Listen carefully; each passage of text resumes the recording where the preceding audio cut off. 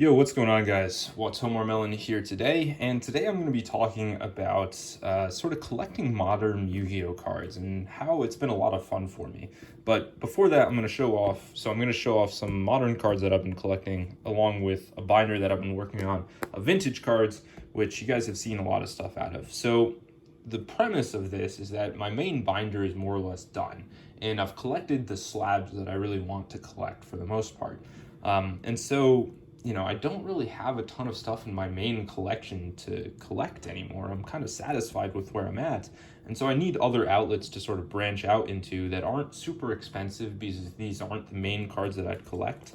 And so this is one of the outlets. So you might look at this and be like, oh, these look like reasonably expensive cards. Notice all these things are unlimited, excuse me. And a lot of them are not in the best condition. I'm just trying to collect things that I think look, they look good in a binder. So here's a LOB Blue Eyes. So from my vintage collection, things that are, original print cards and look great in a binder. I mean, I love how this thing looks, but I'm assuming this was light play, so I might have paid like 30, 40 bucks for it, as opposed to what an original print card would cost in, near mint condition. It's just I'm not really chasing after those super high quality cards anymore. I think these ones, make me just very, very happy to collect. And so it's been a lot of fun for me to collect this binder. But I'm starting to fill up this binder. I might make a second one for vintage collecting. Here's a nice faded, actually that's gonna be a pain to get out of these binders. Just a forewarning, these binders are not high quality binders. I bought these things for like $8 on pre-sale, a little bit less than that. So it was more just an expense thing.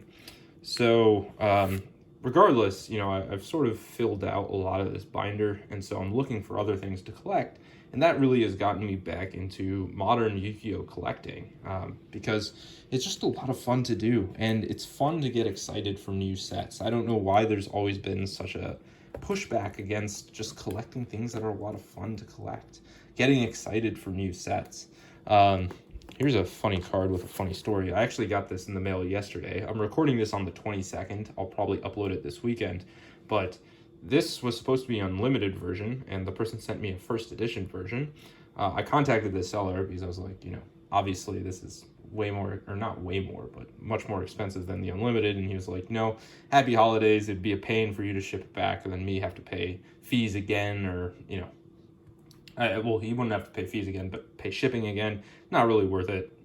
So might as well just keep it. And so now I have a first edition version, even though I wasn't really collecting first edition stuff, but always happy to have. So there's a lot of really cool stuff coming out. They recently just announced the Maze of Memories Collector Rare set, which it sounds like they're going to be doing Gate Guardian retrains. And I'm hoping it's a collector rare set, which you guys know I love collector rares. I'm hoping that they print Gate Guardian collector rare, which would be a lot of fun. Also, Blackluster Soldiers in that set, so I'm hoping that they have that in collector rare, the original Ritual one. So there's a lot of really cool stuff to look forward to. I got all the Magnet Warriors. I love these things. Some of my favorite cards of all time. And this is going to be a second original print Summon Skull, just waiting for it in the mail. Here's a page that I've filled up completely. We got our blue secret rares on one side. Look at the foil bleed on this one. I mean, look at that thing. Really, really nice. I don't know how well the foil bleed is being picked up, but it's all throughout the card. Anyways, I keep getting sidetracked. I'll talk, I think, more coherently once I have my modern binder out. But I was looking through modern prices, and stuff is sort of recovering for some of it. Ghost from the Past 2 is still, going down and down. I was blown away with how cheap some of those Ghost Rares are. I think Cyber Dragon was under $50. I was just like, man, that is so cheap. But there's just such a huge supply. There are like 90-something listings of it at $50. So, I'm not going to buy 50 of these things and try to sit on them. That's just not my style, especially when there seems to be such a huge supply of that set this card will get inside of the binder. So let me know what you guys think about modern collecting. Do you collect modern?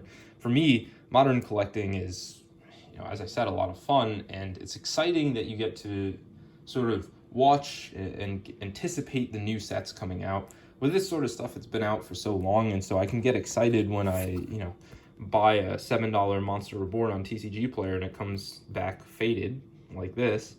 So, there's excitement in collecting vintage as well, but I think a lot of people have sort of completed most of their vintage goals, and the other goals are not things that are going to be easy to acquire. They're going to be things that are much more expensive, and in the meantime, it's fun to have sort of something secondary to collect that might be a little cheaper. We got some Grateful Dice up here. I've been collecting, or I'm going to collect sort of all of the signature attacks of Blue Eyes, Dark Magician, and Red Eyes. I have the Dark Magic attack coming. But I decided to get this in Ultra Rare because the Ultimate Rare, 1, is expensive as hell. 2, there's no Ultimate Rare of Dark Magic attack and Burst Stream of Destruction, so it made sense to just go after the original print Ultra Rare, which looks incredible. Soul of the Duelist is one of my favorite sets. Actually, it is my favorite set of all time. So, a lot of fun with that. I still have some more spaces to fill up on this binder, so I'm thinking about what I want to do with it. Some more cool stuff up here. Anything I want to talk about? This one's a reverse foil Imperial Order. Pretty cool. Very, very nice. And then also one of the best looking cards of all time that is very, very cheap. We've got Judgment of Anubis. I love how this thing is. Really, really beautiful card. But we'll get into my modern binder now. And hopefully my discussion is a bit more, I don't know, easier to follow because I've just been kind of talking as I have my vintage cards out. So here's collector rares. Collector rares are probably my favorite thing to collect within the modern space right now. I just think they look amazing. I mean, a card like this, just a beautiful, beautiful card. And I'm not a huge fan of collecting just reprints, like reprint Starlight rares. Like the reprint Stardust Starlight Rare doesn't do it for me that much because it has an original print, ultimate original print Ghost Rare. And so I really like these modern cards that are their own entity. They're not, trying to reuse something of the past. For the most part, some of the modern reprints in higher rarity are really cool, but I really, really like these things. And so getting a first print collector rare of this is awesome. Arcana Triumph Choker is just such a cool card. And then one of my favorite cards, I mean, the King's Court collector rares, a lot of the cards that were released in there that were released in their first printing as collector rare look really, really nice. And to me, I had a lot more of them at one point in time. I did sell some of them, but obviously I still have some of them. They look awesome. Here's Scapegoat. This is like a $20 card now.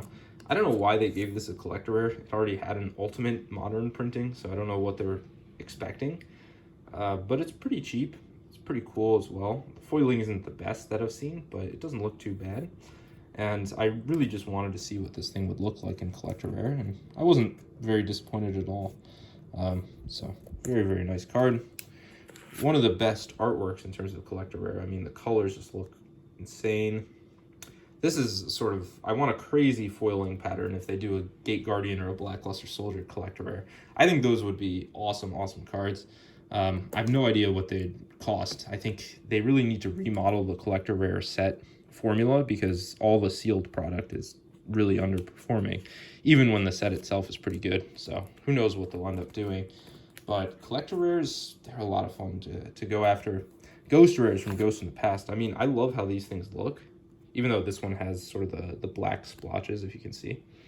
Don't love those, but I don't know. I feel like there's been so much hate on the aesthetic of these Ghost rares from Ghost from the Past, and I don't really understand it. I think that the Ghost rares look usually very, very nice, if they're not in terrible print quality. Sometimes you have these black dots, which I don't love, and then also when the card's shifted a ton, it just looks bad because it's not one of those misprints that I think enhances or is unique in some way. It just looks bad in my opinion. But the Black Friday sale on TCG Player is coming up, so I'm going to pick up more of these Ghost Rares. Not specifically Blue Eyes, but some of the other ones from the set, because I think they're pretty cheap, and if I can get more than 10% bonus bucks with my premium subscription to TCG Player, I will. Here we've got some Starlights and Prismatics. This is a Japanese one. I love the artwork on Scareclaw Tryhard. This was, I don't know, like 10 bucks, something like that. So I had to pick it up. Beautiful stuff. I am probably going to put in a Japanese order sooner or later. I just need to set aside, I need to buy a lot at once to justify buying this stuff from Japan so that I'm paying one shipping fee. And I get help from a collector out there who middlemans everything for me. He actually saves me money because if you use something like Mercari or whatever, you have to pay fees on every single thing. For him, I just pay him, a flat fee. Also, he negotiates with the sellers because he's a native Japanese speaker. So he actually saves me more money. Like if I just bought them with no fees from Mercari, I'd actually pay more than what I end up paying to this guy because he's like, hey, you're listing for the equivalent of $70 in yen. How about 63? And then, I save 10% there, 10% somewhere else. Sometimes he gets huge discounts, so I really appreciate that guy. But I need to it's one of those things that there's a lot of cool stuff being really released in Japan. Here's probably my favorite Starlight Rare in the TCG. This thing looks insane. I really love these sort of book cards. Reminds me of like a Magic Formula, Book of Moon. All those sorts of things are really, really cool in my opinion. And when it's super shiny, I think it just enhances it that much more. Here's a cool card. Albeit it's an unlimited, but we've got Odd Eyes Pendulum Dragon Ultimate Rare. A lot of fun with this thing. I don't know. It's kind of like the cover card. I wish it had a Ghost Rare printing. It does in the OCG, but this thing, I've been wondering for a while if the first editions are worth picking up. It's just, I don't think there are enough like young kids with attachments to the show that want Odd Eyes Pendulum Dragon, but I could be wrong. Then my final page is some Secret Rare original prints. This is, a discussion for its own video. I've already made one on it. But do you go after the original print Secret Rares or the Ultimate Rare, Collector Rare, Millennium Secret Rare that has come out for Toon Kingdom? I don't know. It's just, this thing is so cheap relative to the Ultimate and the Millennium Secret Rare. It just makes sense to pick up the original print. And for something like this is like a $1.50 card of one of the most iconic monsters in first edition original print. Yes, it has a Ghost Rare and an Ultimate Rare that are reprints, but when the price disparity is so significant as it is with this card, I feel like the original Secret is worth picking up, especially given how cheap it is. And then I'm going to pick up one of each of the I forget what this artwork is called, but these are pretty short printed in the Megatins, and they have Dark Magician Girl and Red Eyes. So those are ones that I'm looking forward to. But let me know what you guys think. Hopefully you did enjoy kind of just a ramble where I wanted to show off these two binders, and I didn't know exactly what I wanted to talk about. So just generally talking about, modern Yu-Gi-Oh cards and collecting. So let me know what you guys think. But it's been your boy Watomarmelon, and peace out.